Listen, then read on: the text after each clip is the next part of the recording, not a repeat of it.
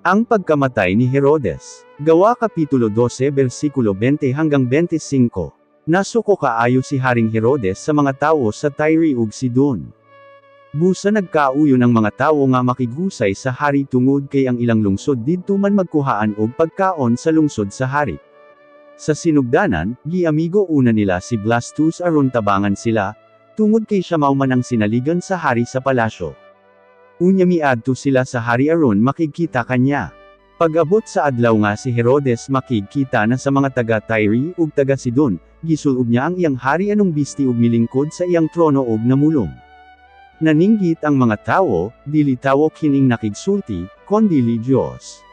Ug diha-diha gisilutan siya sa anghel sa Ginoo, tungod kay wala niya hatagi ug kadungganan ang Dios. Giulod siya og namatay, busa ang pulong sa Dios nagpadayon sa pagkaylap ug daghan pagayod ang nahimong tumutuo. Sa laing bahin, human mahatod nila ni Barnabas ug ni Saulo ang hinabang alang sa mga tumutuo didto sa Jerusalem, namalik sila sa Antioquia. Gidala usab nila si Juan Marcos.